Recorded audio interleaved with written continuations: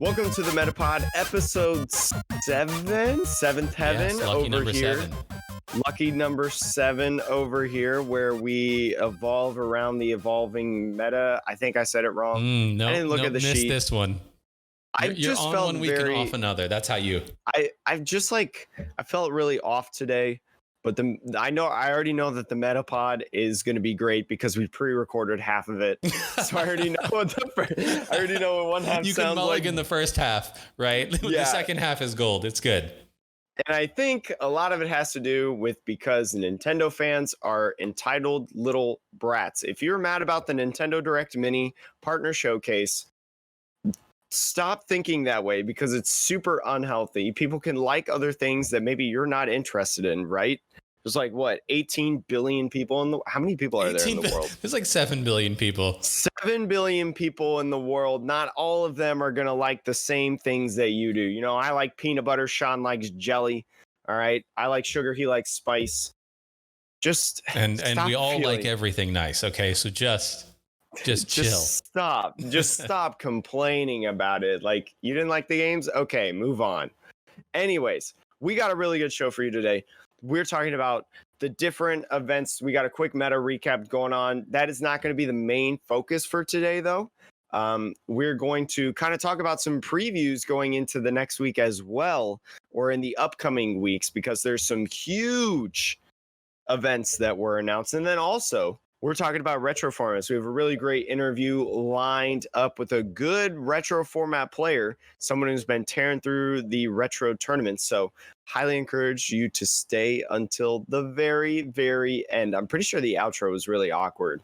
No, it'll be great. I'm going to edit it, so it'll be. Oh, okay, yeah. Just like much of what Sean does, Sean edits out 90% of what I say to make it actually sound like a good podcast. Mm-hmm. It's normally these are like 8-hour recordings, which is why I can only do them once a week. Because Jake somehow starts talking about Pokemon, transitions into PlayStation, morphs over into peanut butter, and then goes into Yankee Candle. So that's just kind of how I roll. Yeah, I'm going to start editing a Patreon podcast in the future that's just Yankee Candles. It's just Jake's reviews of Yankee Candle scents. I actually do have a candle right now. Oh, look at you. You fancy. Well, it's not Yankee Candle. It's Candle Light from Leesburg, Ohio. So Candle Light being established in 1840. If you would like to send me more. This episode is brought to you by this episode brought to you by Fresh Lavender Breeze Candle Light from Leesburg, Ohio. Established in 1840, it is a net weight of 10 we don't need to ounces. Okay, let's get into what this podcast is actually about. Pokemon. Okay, yes, Pokemon. We can talk about Pokemon. Anyways.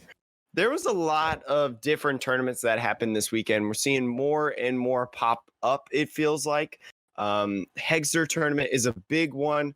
Hegster, you know him, Sean, done some videos, done some games, lives in your area. Yeah. Has done basically tournaments every single night, which is super awesome. Giving you something to do any day of the week, whether maybe you can't make the Neil Pie Sunday Open that happened or the Tag Bold on Saturday night. You know, you got a Hegster to go to, or if you maybe just prefer the Hegster, you know, maybe Hegster is your friend, or there is good competition that happens over there. You know, you jump over there. There's just so many options that happen to you. So I'm going to name off the other two kind of big ones that we've got the opportunity to talk about today. And then Sean, I'm going to ask you on the spot to tell me some of the most interesting things about those tournaments. So 2 Conquest tournaments happened. It is the Quetzal Conquest tournament. It was 2 different days, I think. 36 players. One day had 7 Swiss rounds. The other day had 6. And then the second day also had a top 8 cut. So that was really cool. A top 8 in day 1 that was just through the Swiss rounds, and then day 2 had the cut, which was cool. And then also the Yoshi Cup. So this was I'm gonna botch the name. Yoshiyuki.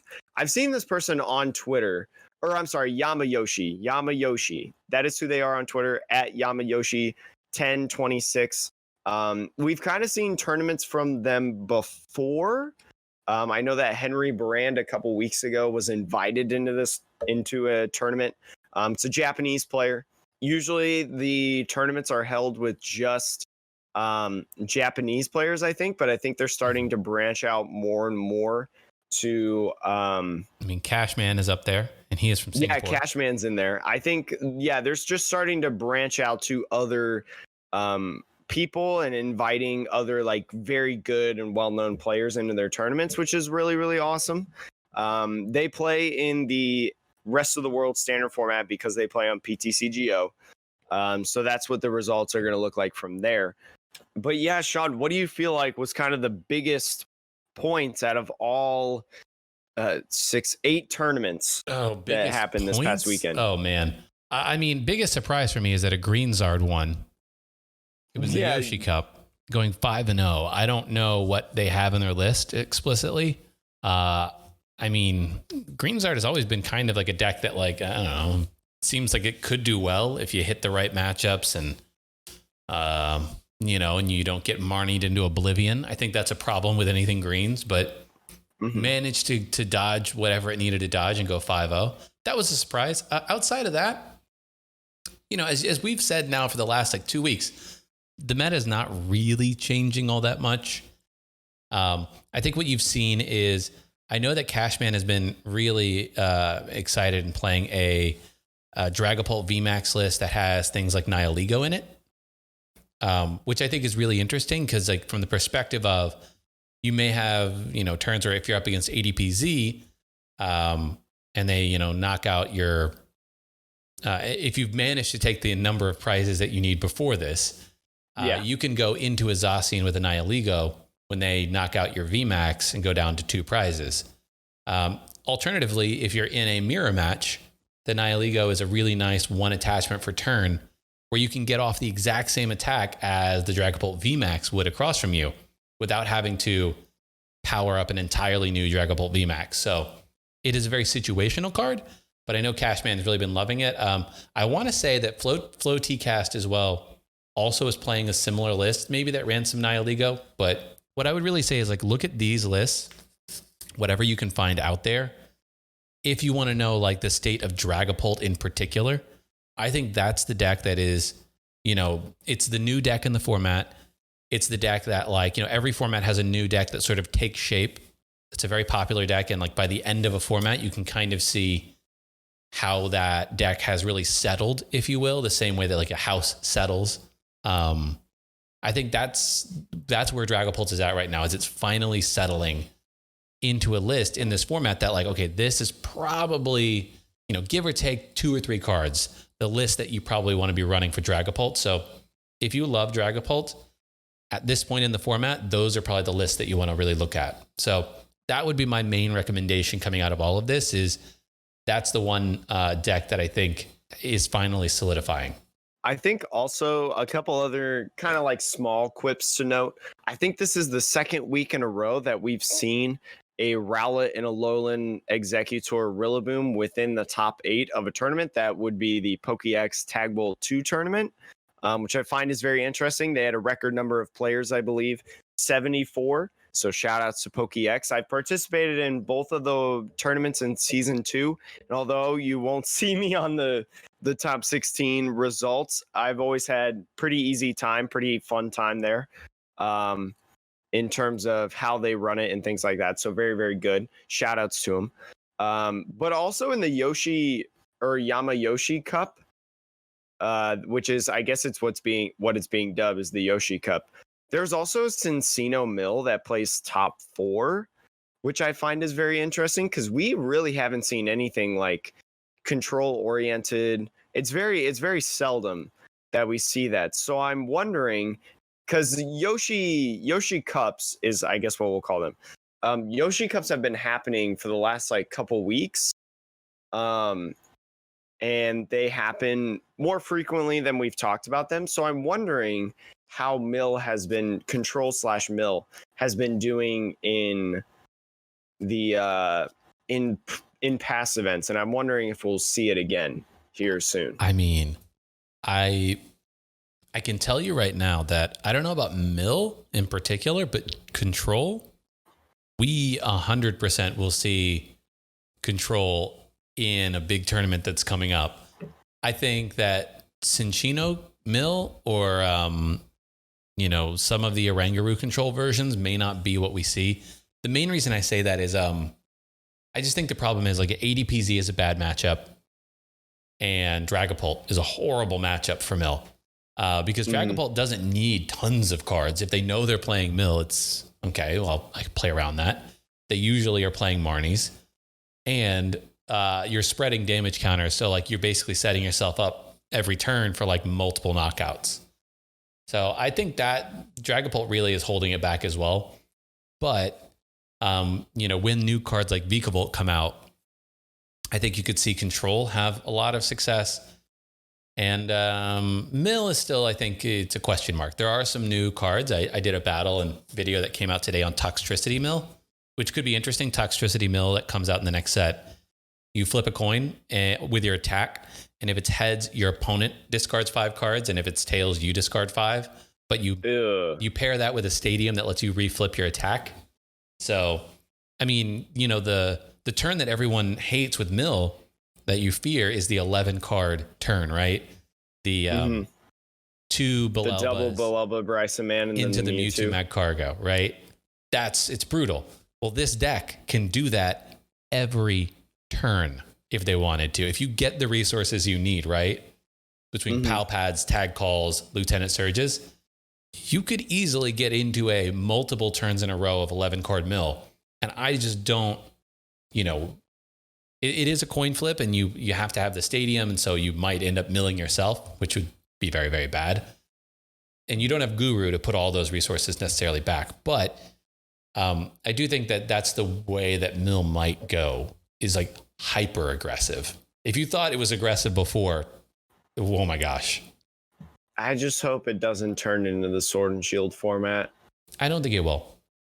Because again, you have to think like it's gonna exist in a format that you also have something like Vikavolt, which is gonna item lock you.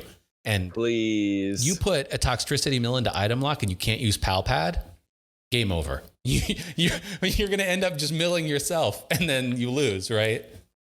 So I think that is gonna keep it in check a little bit. The more and more testing I do, I think that certain things might gatekeep the format somewhat. But there seems to be some nice balance in my testing. Like I can't decide what deck I think is going to be the best deck. I'm just pretty excited. I hit this, like, all of my games when I played in the Tag Bolt, they all ended in less than 5 turns. Every single one. And it wasn't that like I benched out or like I had no Pokemon to use. It was because they took 6 prizes. So like to me, that's like, I don't know. It just wasn't like, it wasn't fun. And did it feel like you didn't have anything you could do to stop it? No, yeah. Like I literally had like no control. I felt like the entire time, even the games that I won, I felt like I won. And I played like a Pikarom list. Like I changed like 1 card, which shouldn't have actually factored into the consistency like at all. But I just felt like the games that I won, it's because my opponent, like with the turn 1 full blitz or the turn 1 alter creation, the games that I lost, it's because I either A, whiffed the full blitz because I prized Choo Choo, Coco, and Thunder Mountain all in the same game, or I had to go first instead of going second, and so my opponent, who was playing Pikarom, tag bolted into me first. And essentially, like, that's a huge way that you win in that matchup, is tag bolting first. Yeah. So it was like, well, because if they tag bolt into you, right? And like, I don't know if they're knocking out, if they were hitting into your Pikachu Zekrom, but basically, like you get put into a situation where like if you tag bolt, then they're going to take 3 prizes at least, and it's like, oh, great. I mean, I hate having to choose between accelerating energy and or going down 3 prizes. Yeah, but like the game's just the game's overall, not even just like the Pika. I mean, I did play 3 Pikaroms in the 5 games that I played, but like overall, it just felt like really stale. I don't know. It felt like not only was I doing like the same thing almost every time, which is like Pikarom, I guess. Pikarom Mirror. That's more credit to that. But it was like, I've been watching a lot of retro, which is actually something that we're going to be talking about later in this podcast, is retro formats and stuff. And I'll save kind of the stuff that our guest was talking about on retro formats. But I just like, it really hit home what our guest was saying. And I was like, wow. Because JW Creeball has been posting retro formats. Tricky Jim has been doing streams of retro formats, you know? Yeah, his formats are like mad retro. Like, yeah, his formats are like Neo Destiny and stuff. But like, anyways, I've just been overall just watching retro though. That's the point I'm trying to make. And it's like, the game is super different. But again, I'll save that to our discussion with our guest, because our guest is very more knowledgeable in that area than myself. But anyways, do you want to get into the next topic? We're going to talk about some Players Cup, or should I say the lack thereof Players Cup information. Yeah, I was going to say, like, what are we talking about the Players Cup? It happened. There's like no results. There's no results. It's almost like, unless you're like a Twitter fiend in the Pokemon scene and you just like have written down everybody who's tweeted. Just call me out. I mean, unless like, you're Jake and you write down every person who's tweeted that they made top 16 and you note down what region they're from. Yeah, it's like, it's impossible to kind of know, not impossible, very difficult to know who made top 16 in any given region. And then on top of that, unless people also are saying what deck they're playing, it's impossible to know what archetypes converted from 256 to 64 to top 16. Now, maybe Pokemon will publish all that information at some point, but like Azul even asked, and you know, I know he's not competing, and I know Will Post, who helps run the event for Pokemon, it's to none of their faults, I would say, but it is very strange that you build up this big event in the Players Cup, right? You're giving away prizes that are worth thousands of dollars. You do it over the course of a whole month, and then you just don't update people on like who is advancing or what the archetypes even for the decks that are. It just seems like a huge miss, because by the time that information actually comes out, the format will be over. Like Darkness Ablaze will have released, and no one will care about whatever these results are. So like, now is the time, if ever there was a time, to tell people. Do you want to know the last time that Pokemon tweeted about the TCG? Oh no. July 16th. Oh. I mean, that's not like that far away, but like, because they only tweet like once per day, pretty much. Once, maybe twice a day. Sometimes 3 or 4 times. But guess what the tweet was about? I feel like I saw this tweet. I think they were just tweeting about some random card from the new set. No. Okay. They were tweeting about how if you add Inteleon VMAX to the Inteleon theme deck, it is an upgrade. Wow. Like, no shit, Sherlock. It's like, that's literally the phrase that went through my head. I was just like, these guys at Pokemon, who do they think is on Twitter? I'm like, this isn't Snapchat. This isn't TikTok. You're not reaching the 9-year-olds here. People that are on Twitter, like, everyone on Twitter is old. Let's be frank. Let's be frank here. There's no kids on Twitter. I don't know about that. I mean, they tweeted about Pokemon TCG on July 14th. Mm-hmm. Cute, check. Powerful, check. But would Stuffle and Beware make it in your Pokemon TCG deck? No. Has it ever made it in anyone's Pokemon TCG deck? No. I'm like, wait. And then after that, it's just the raid battle stuff that we talked about last week. I mean, but that's it. I don't know. What do you think about all? I know you didn't compete, and I was trying to have optimism for how Pokemon might handle this, but was that misplaced? I think we can cue back to the first episode, or the first time that we talked about the Players Cup, and I think I said that I thought that was going to be a shit show. And now cue to episode like what, 5 or 4, when, you know how you were saying like it's been running really well, there hasn't really been any major issues, Battlefy didn't crash. Yeah, it worked well. yeah, like it's being run well, and in terms of an internal standpoint, internally it's been running well for the stupid way that they got people to qualify for it. But in terms of like, it's also really difficult because like, can they really stream it on Twitch?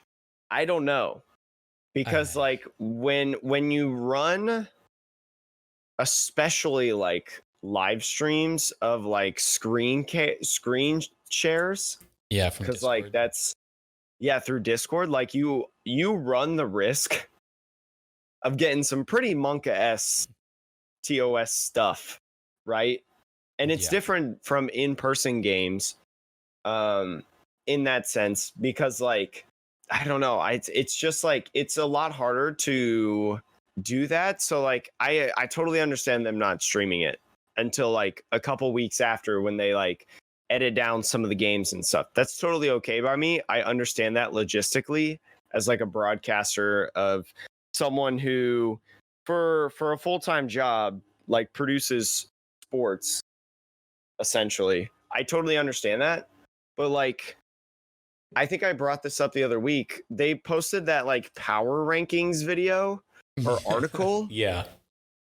but it was after everything started. Like, that just felt like a huge miss. Like, it was cool, right? There was a lot of great minds, that were on that and that made that. But it was like, it was put out like so late. It was just like, I feel like they're just whiffing a lot of stuff. It's just every piece of information that comes out of this. It's almost like I want to think to myself, who is the intended audience for this? Because these predictions about the Players' Cup, like I think it'll be this and I think it'll be that. It's clearly not meant for anybody who's actually playing in it. So like, who is reading this article that cares? And that'll be the same for like when this event is over, right? When you do finally release all these stats, but then there's a new set that doesn't include anything, who is the audience? Like what information are you trying to convey then? It feels like I picked up, last month's newspaper. Whenever I hear from Pokemon, it's just like, is your legal team that difficult to get through from like a publishing content perspective? Like I can't imagine that's it. So do you think this is something that I've thought of in the last like 30 seconds? Do you think that if everything was like a month ago in June, everything basically from the start to the finish was set back a month, do you think that we'd be having like a different conversation about this all? I think we'd still be upset that they're not releasing information regularly. But if the tournament were to have ended a week ago, let's say, rather than 2 or 3 weeks from now, then at least the tournament ends with 3 to 4 weeks or so left in the standard format that people can like say, oh, I like this deck, I want to go build it. Whether or not you're like super deep into Pokemon like we are, or somebody who just plays more casually, whether you're an adult or a kid, that information is still valuable. But by the time the information comes out now, it is no longer valuable. Unless you want to play a retro format. Yeah, I mean, right. Anyways, I think that to me is just a big shocker of just how they have I think dropped the ball or whiffed, as you say. I want to leave one last thing, I guess, before we go into the next thing. They're not just doing this for the TCG. They're also like having a same pattern, I guess you could say, with the VGC Players Cup, with the Pokken Players Cup. I've seen like little to no information about either of those things. So it's not just the TCG, it's the whole idea of the Players Cup in a sense. Yeah. I mean, I don't follow either of those scenes. You may follow the VGC maybe a little more closely than I do, but it's just strange. It's very interesting, I will say. But one big thing that's coming that has kind of like, so many people have been talking about this like way more than I thought. Like, this is bigger than I actually thought, is the POG Championships. I just want to say POG Championships because I'm a Twitch streamer. Anyway, Sean, do you want to talk a little bit more about this? Because I know you know a lot more than I do about this. Well, I mean, I don't know if I know a lot more, but I think you do. So the POG 2020 Championships, or Pokemon Online Game 2020 Championships, is an event that has been concocted by, between Will Post, who big judge in the community, as well as all of the event organizers, basically. I want to say all, it's probably not technically all, so apologies if you're not included in that, but the majority of people that organize the big events, Neil Pye from the Sunday Open, Ethan from Hegster, I think the PokeStats folks, as well as a number of big tournament organizers, and maybe even some of the Limitless people as well, all got together and said, okay, we can't have a world championship this year, so let's do something online that's basically like the proper world championship as best we can.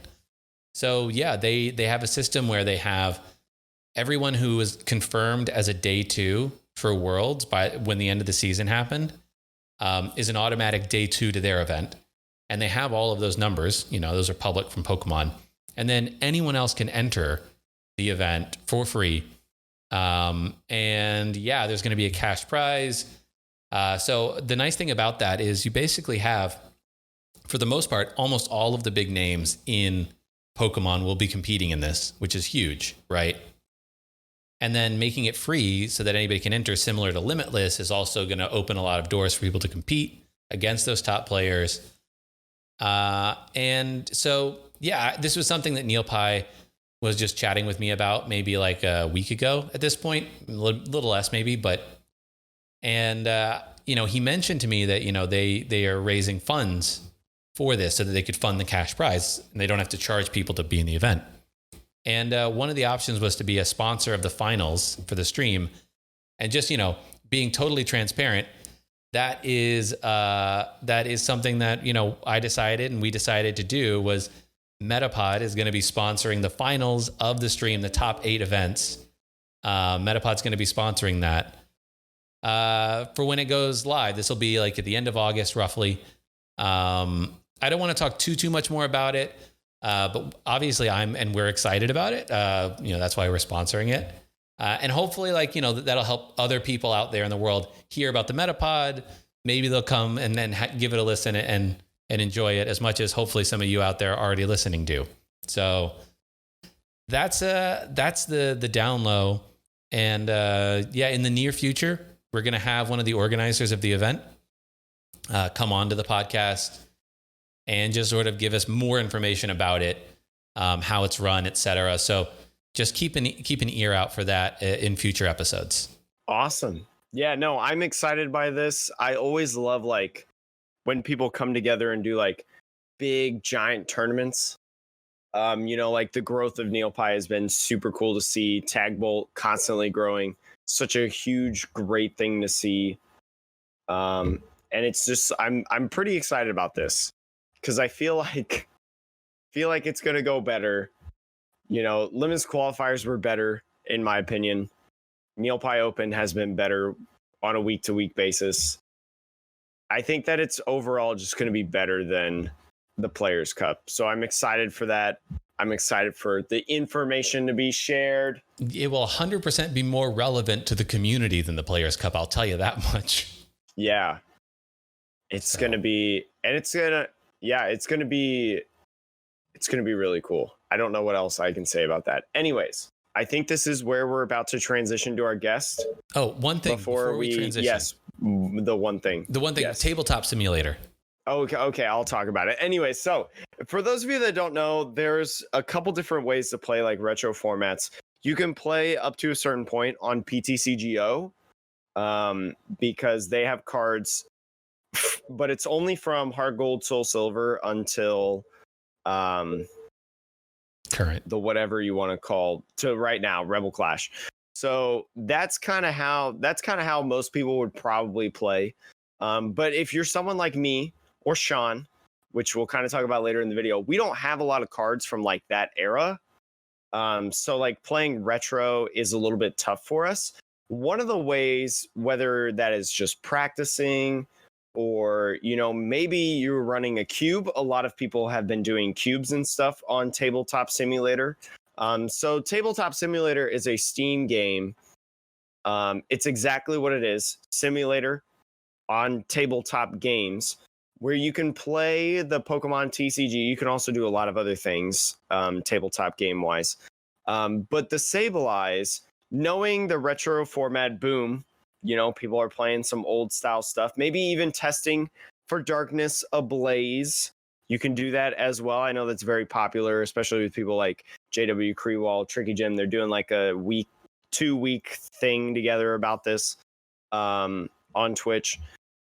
This is a great way to test because all the cards are already uploaded. So all you have to do is just kind of know what they do. And the Sableye put out a very good video about how to do that, how to get the cards uploaded, where to get it. It's a Steam game. So you'd have to purchase it on Steam or get it gifted from a sugar daddy. You could do that too. I only say that because I'm super thankful that Sean gifted me Tabletop Simulator because my budget is not very good right now in terms of games. So shout outs to Sean. It's fine. You're my new testing partner, and I'm going to work you to the bone so that I win the event. That is true. I'm now binded by legal contracts you now have a sole whatever contract you with me. Yeah, I mean, if I'm visiting some family and Sean wants to do it, I legally have to get on Tabletop Simulator. I'm just kidding. That's not how it is. But like, it's a pretty good video. Sean showed it to me. I still have yet to watch it 100% because like I've just been really weird today and like off. But anyways, I have it downloaded. I'll be watching it. I'll be making content here soon. Sean has been making content about Darkness Ablaze, but he'll be doing some stuff with me, hopefully. And I'm very excited because Tabletop Simulator is much more clean than Untap. So in my personal opinion, it's much more clean. It like visually is more enjoyable. And it's fun because they have a flip the table option. So I think that's really, really cool. Anyways.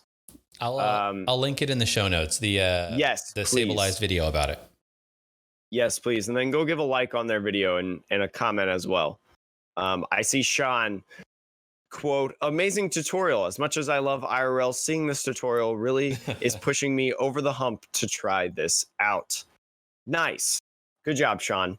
Leave a nice comment over there. They're nice people. Anyways, I think that was everything. And now to the interview.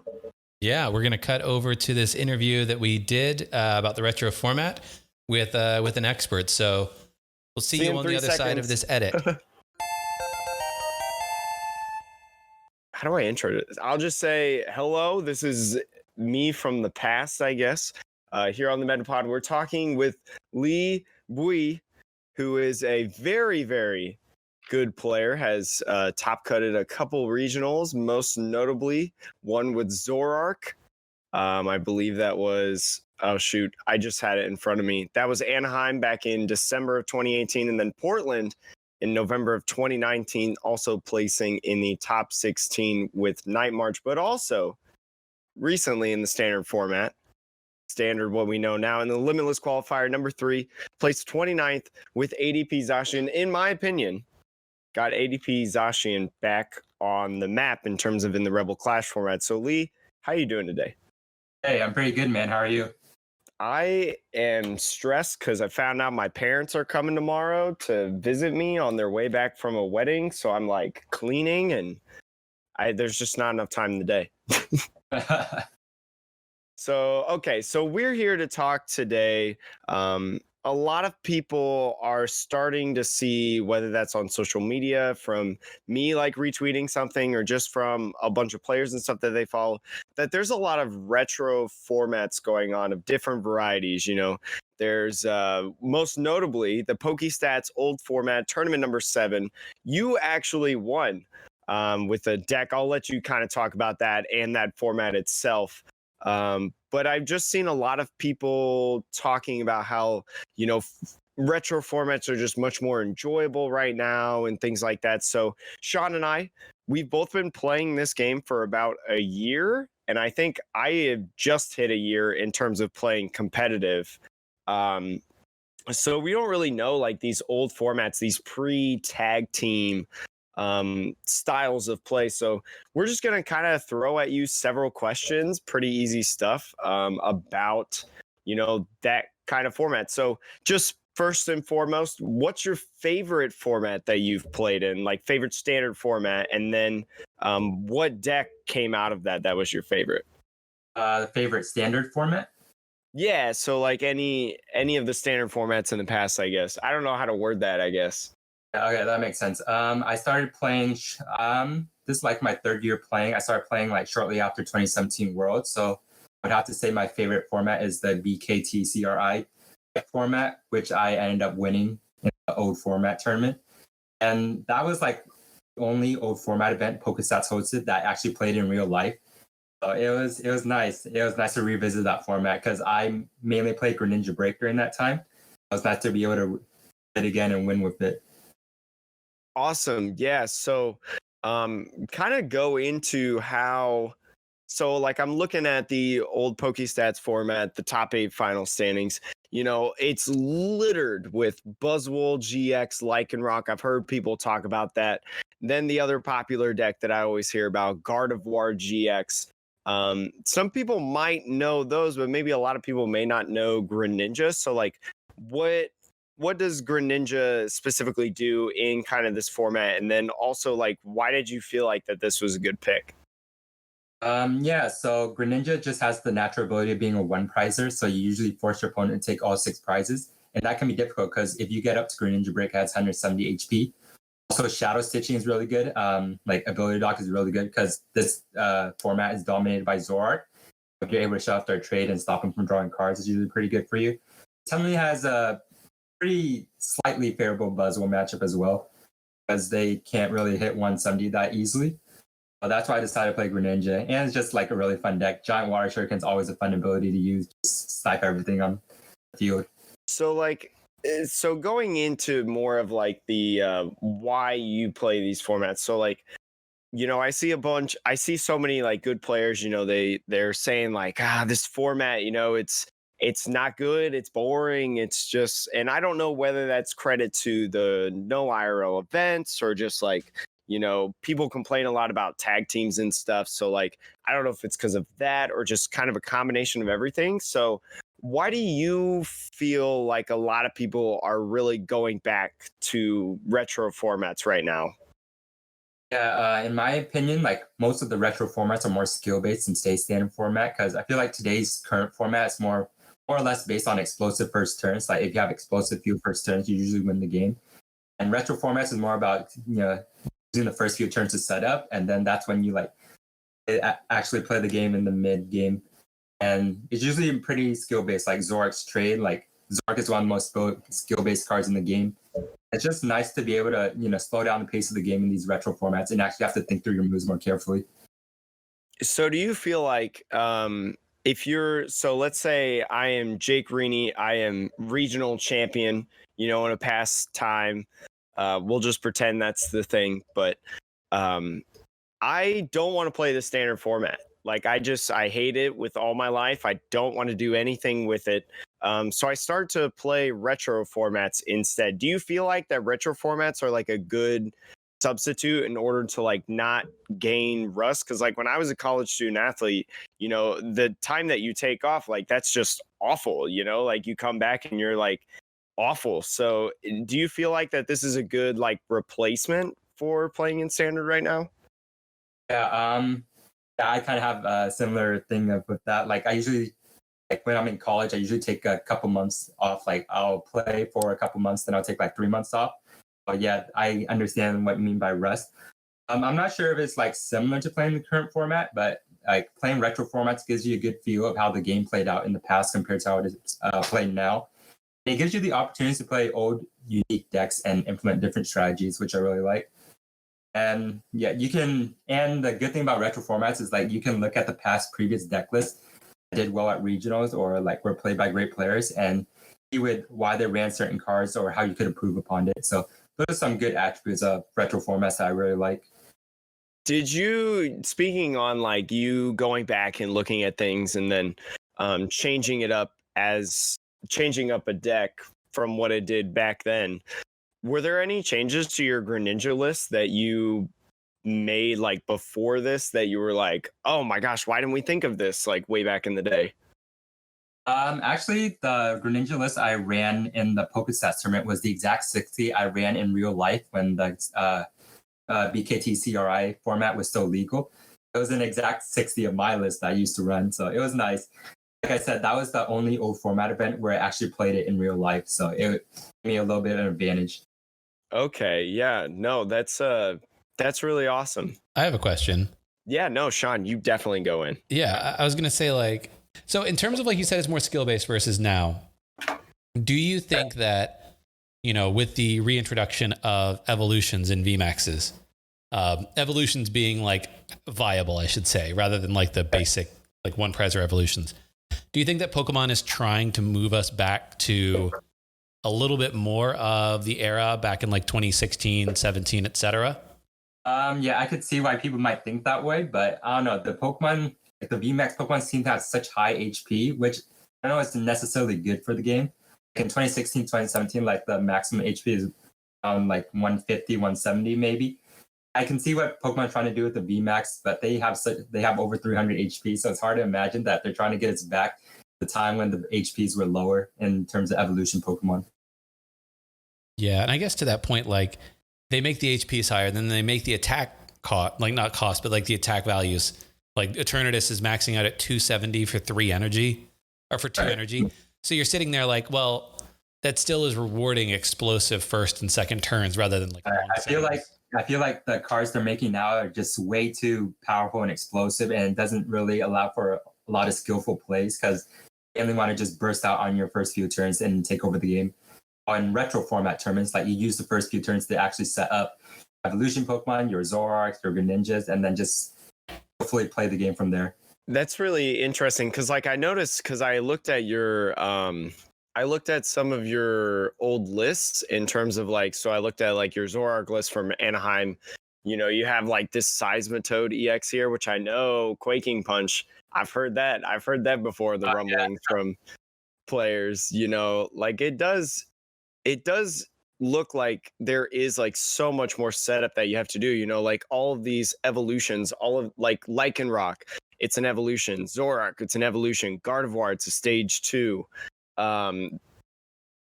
There was another one that I was gonna say, but yeah, like there's just so many more evolutions. So like it's very interesting to see like how it's changed. But for somebody that wants to get into retro, like the hardest part for me is like I don't have the cards really, right? Like I just don't have it.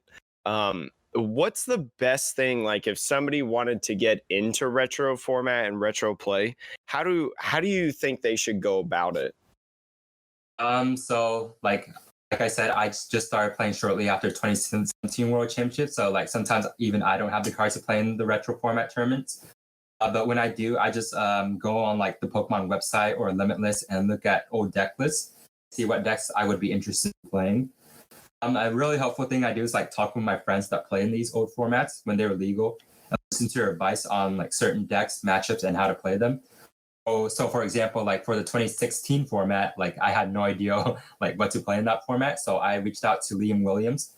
I don't know if you guys know Liam Williams, but he top 4 nationals at 2016.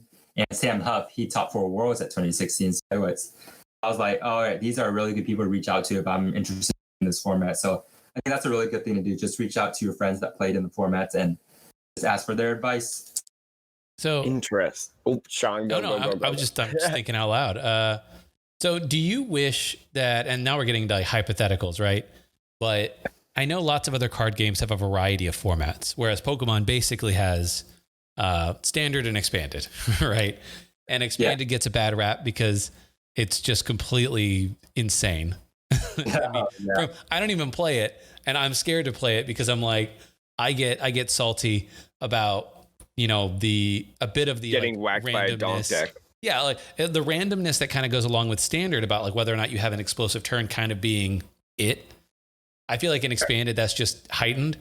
Do you think that like Pokemon or even like, leagues, like when things actually come back, would ever consider or should consider like proper retro formats and like saying like, oh, for the 2020 season or 2021 or whatever, we're going to do this year's retro format for a new, format that's available.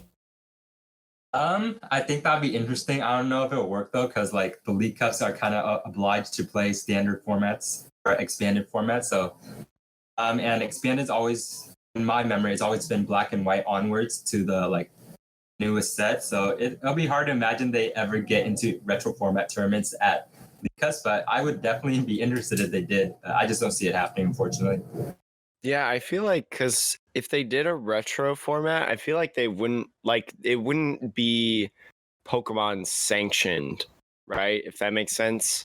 And it goes back to what you said. Like some people just don't have access to cards. Like people like me, like we just started playing a few years ago. There are even newer players that maybe just started playing last year. So giving them access to those cards could be difficult if we were able to do those retro formats during League Cups. Mm-hmm. Yeah, no, that makes sense. Like, it's not really fair if you're like, hey, kids, you want to play this retro tournament? Okay, we're going to need about $700 for tropical beaches. And, Yeah, it's like every expanded deck right now. It's like, do you have tropical beaches? No? Well, play standard. That's actually what happened in the 2013 format. Like, I wanted to play Blastoise, but obviously you need tropical beach Blastoise. So I kind of just played Darkrai in that format. Man, if anybody would like to donate to Jake, tropical beaches, hit me up. What's like, if there was a card from like a retro format, is there like a card in a retro format that you feel like would just be like super good and help out a ton for standard? Or like how you were mentioning how like the Pokemon are just so big and they hit for so much and it's so like turbo. Is there a card from a retro format that if reprinted could maybe help out standard to make it more enjoyable for the average person? Oh no, that's tricky because, like I said, retro format tournaments are usually slower.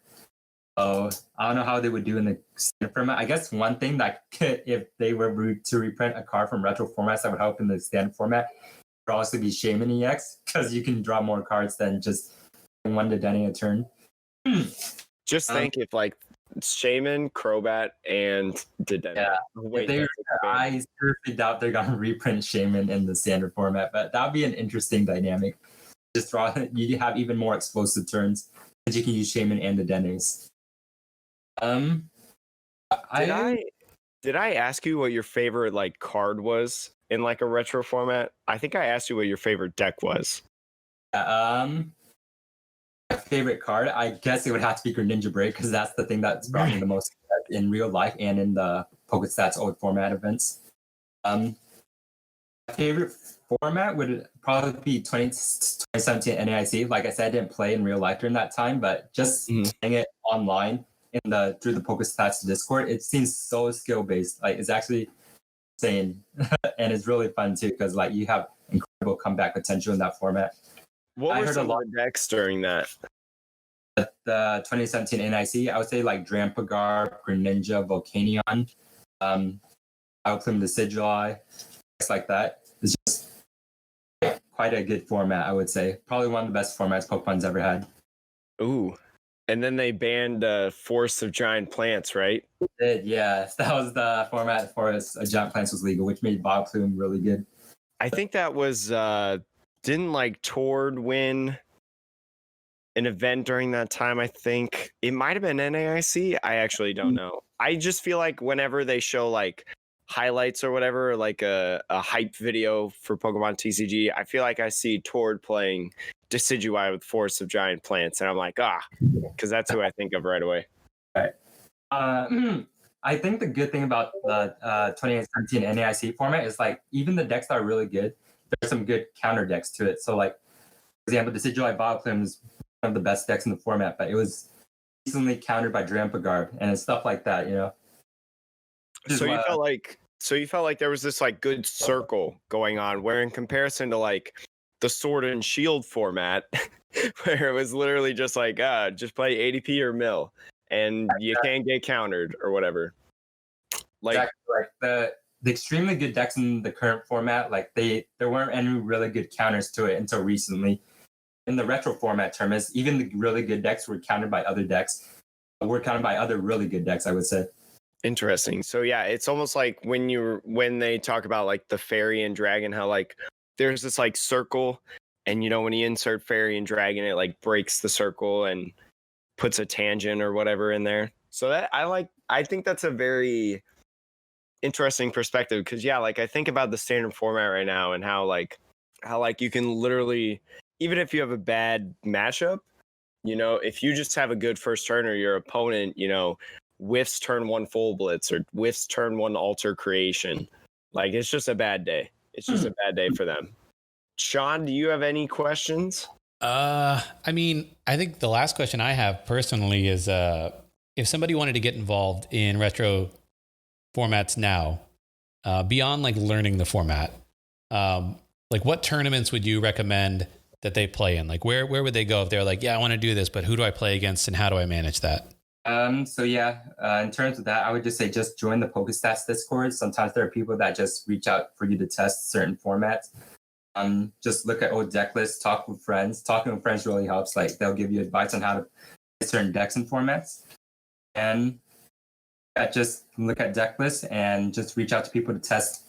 And maybe just reach out to people to let you borrow cards mainly, because that's an issue if you didn't play in the formats, you don't have access to the cards. So reach out to people to let you borrow their cards is pretty nice too. I think that is all that I have. Sean, do you have anything else? No, that's all that I have. Thank you so much for taking the time to walk us newbies through. Yeah. Sure. Yeah, thank you so much. This was the first time that we've ever talked. This is also the first interview of the Metapod. So congratulations. You're the first. All so right. thank you so much. Greninja Break is the best retro format deck I've ever played. Putting that out there, Ribbit. Well, I've got your tweet, or Team Gas's tweet with your deck lists and stuff. So I may just have to build it for stream and then request that other people challenge me, and hopefully nobody just counters me. Yeah, I was lucky I didn't run into Giratina promos for sure. Okay, Giratina is the counter? Giratina promo is definitely the counter, but I do love playing Greninja Break no matter what. So Shadow Stitching is a fun attack to use. Yeah. Oh, so you know what? This is usually what people let guests do before they hop off. Is there anything that you want to shout out, or you want to let people know where to find you if you got projects, whatever? Yeah. So just reach out to me on Twitter if you have any questions. I'm usually on Twitter and Facebook. I love it when people talk to me. So just feel free to ask any questions about a deck list or any advice that I could give you, and I'd love to share them with you. So everybody, I think that's the end of the Metapod episode. So thank you guys so much. Leave a review. Yeah. Sean, Subscribe. y'all are great. All that jazz. We're just going to make this the actual proper end. I'm not even going to edit around this. I guess so. You know what? Time flies when you're flying by the seat of your pants. That's definitely not how it goes. Anyways.